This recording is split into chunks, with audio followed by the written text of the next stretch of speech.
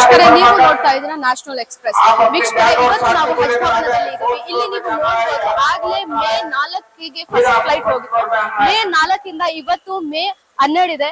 So ಆಗ್ಲೇ ಇಲ್ಲಿ ನೋಡಬಹುದು, ನಾವು ಇಲ್ಲಿ ಹಜ್ ಭವನದಲ್ಲಿ ಇದೀವಿ. ಇಲ್ಲಿ ಸುಮಾರು 500ಕ್ಕೂ ಹೆಚ್ಚು ಜನ ಹಾಜೀಸ್ ಅವ್ರನ್ನ ಬಿಡಕ್ಕೆ ಬಂದಿದ್ದಾರೆ.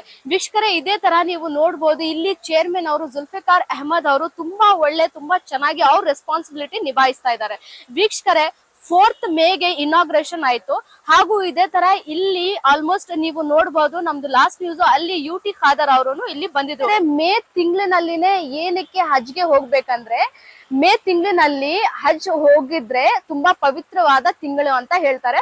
ಹಾಗೂ ಇದೇ ತರ ಈ ತಿಂಗಳಿನಲ್ಲೇ ಹಜ್ ಎಕ್ಸೆಪ್ಟ್ ಆಗುತ್ತೆ ಅಂತ ಹೇಳ್ತಾರೆ ಮುಸ್ಲಿಮ್ಸ್ ಅಲ್ಲಿ. ವೀಕ್ಷಕರೇ, ಇದೇ ತರ ನೀವು ನೋಡ್ಬೋದು, ಮೇ 4ಗೆ ಫಸ್ಟ್ ಫ್ಲೈಟ್ ಹೋಯ್ತು. ಹಾಗೂ ಇದೇ ತರ ಮೇ 4ಗೆ ಏನಿದೆ ಹಜ್ ಫಂಕ್ಷನ್ ಇನಾಗ್ರೇಷನ್ CM ಸಿದ್ದರಾಮಯ್ಯ ಅವರು ಮಾಡಿದ್ರು.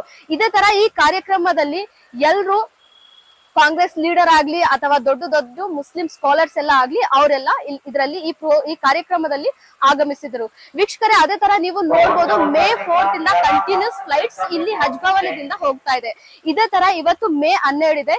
ಆಗ್ಲೇ ಇಲ್ಲಿ 2 ಬಸ್ ಹೋಗಿದೆ, ಇನ್ನೂ 2 ಬಸ್ 11:30ಗೆ ಹೋಗುತ್ತೆ ಅಂತ ಹೇಳ್ತಾ ಇದ್ದಾರೆ. ಸೊ ವೀಕ್ಷಕರೇ, ನೀವು ನೋಡ್ಬೋದು, ಇದೇ ತರ ಇಲ್ಲಿ ಚೇರ್ಮನ್ ಜುಲ್ಫಿಕಾರ್ ಅಹಮದ್ ಅವ್ರ ಬಗ್ಗೆನು ಹೇಳಕ್ಕೆ ಇಷ್ಟಪಡ್ತೀನಿ. ಕಳಿಸ್ಬೇಕಂದ್ರೆ ಹಾಜಿ ಅವ್ರಿಗೆ ತುಂಬಾ ದೊಡ್ಡ ಮಾತು.